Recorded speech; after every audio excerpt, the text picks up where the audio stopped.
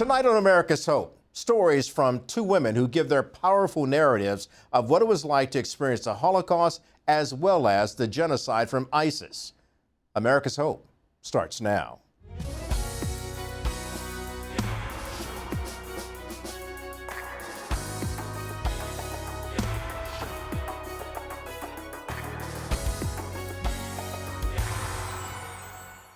From the NTD Global headquarters in New York, I'm Kelly Wright, and this is America's Hope. We do hope that wherever you are, you're safe and well, taking care of yourself and your family because you matter. You know, when I talk like that, I really do mean that you take care of yourself and your family because you matter. Yet, in a time of war during World War II, families found it very difficult to take care of themselves, especially if they were Jewish, because they were exposed to the Holocaust. Tonight, we'll hear from one woman who would tell us her story about how she found out that her family members were actually killed in the Holocaust. And we'll hear the powerful story of forgiveness. And then we'll talk to another woman who's here in America as a refugee. She was living as a Yazidi in Mosul, Iraq, when ISIS came in, kidnapped her, and the rest of the story is painful and horrible, and yet she is holding out hope that her family members will be found alive. Let's get started. And welcome to America's Hope. I'm delighted to introduce to you our next guest. She is Karen Kirsten. She is the author of Irena's Gift. And to tell us a little bit more about her, I will say that Karen is a former marketing executive.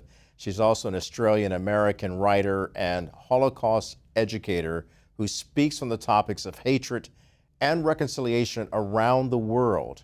And her work explores the intersection of history, war, displacement, and identity.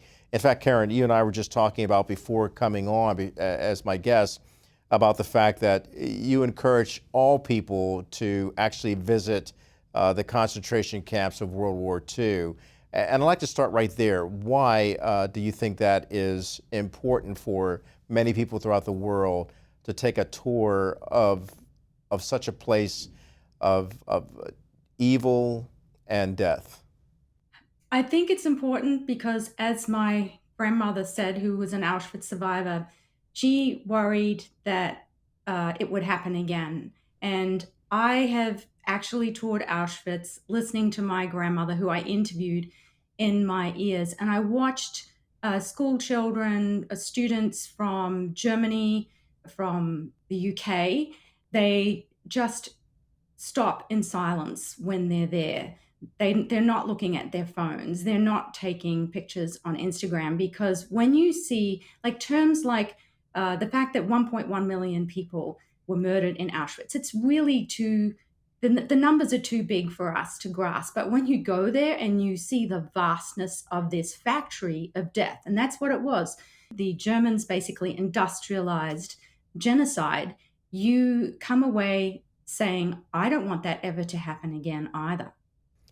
Yeah, you know, you're 100% right. We're going to talk about October 7th later on because I visited some of the kibbutzim as well as the city of Sderot, which had been attacked by Hamas terrorists, as you know.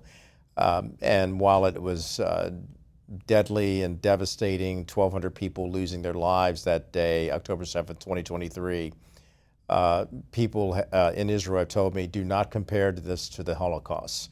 The Holocaust is completely different. It was a different level of evil. And of course, as you just stated, when people visit there, it's very haunting, and it's sobering to hear how young people do not go to their social media or to their phones, that they're actually taking in this moment on this hallowed ground of Auschwitz and Dachau, and of course other places where Nazis had actually made genocide an industry. You know, you wrote in an essay, Karen, searching for the Nazi who saved my mother's life. And after what you just talked about, and now you're talking about the Nazi who saved your mother's life. It was selected by Narratively as one of their best ever stories and nominated for the best American essays. Talk to me about the Nazi that saved your mother's life? Well, I'll start a little bit earlier because my grandparents ended up in this prison in central Poland, a Radom prison that was attached to the Gestapo headquarters there, and they were interrogated. And my grandfather was there were 500 resistance members interrogated there, and my grandfather was the only Jewish person who survived out of 10. And it was there that my grandmother negotiated with this notorious SS officer who she said killed and tortured women, and negotiated with him to save my mother's life. I think what's important here is there were other people, brave Polish people, who also risked their lives to save my mother. But I think we think about history and human behavior in really black and white terms, particularly today.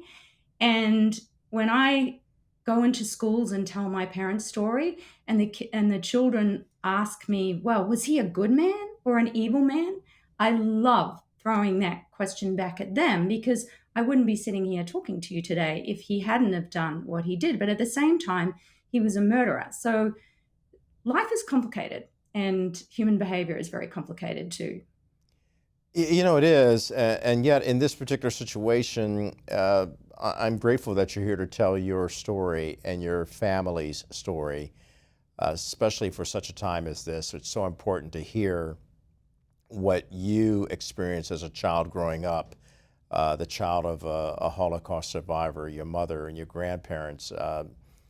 Talk to me about what it was like growing up in your household and what you learned through your family.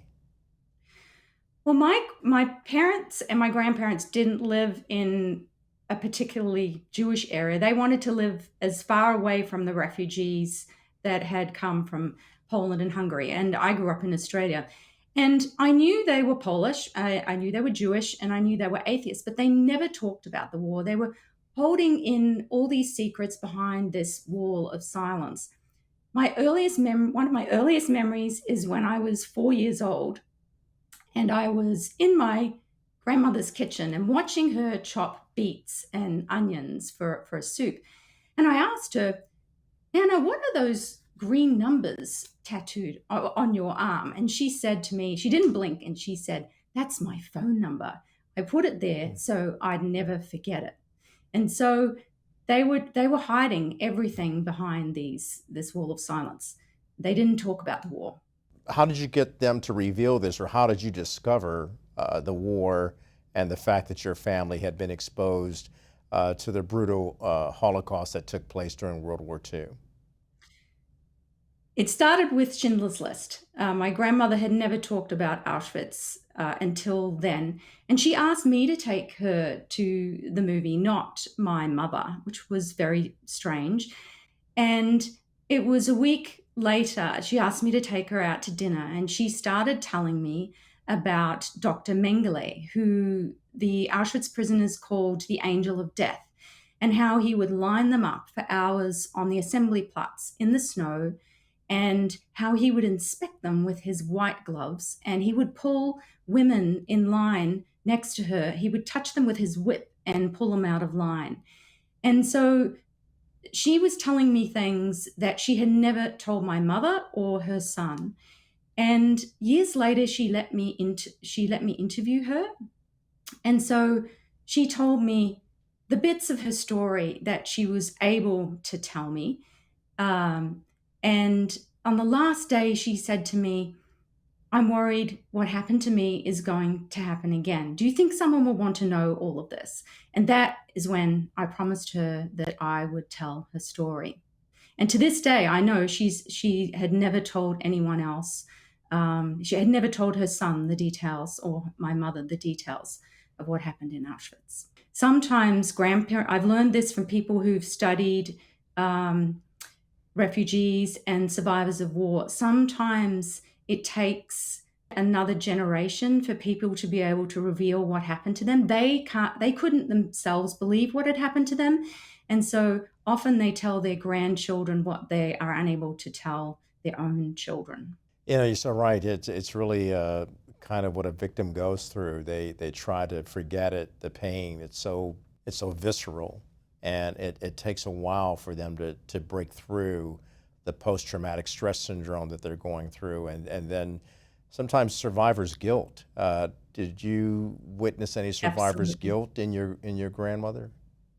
Yes, I did.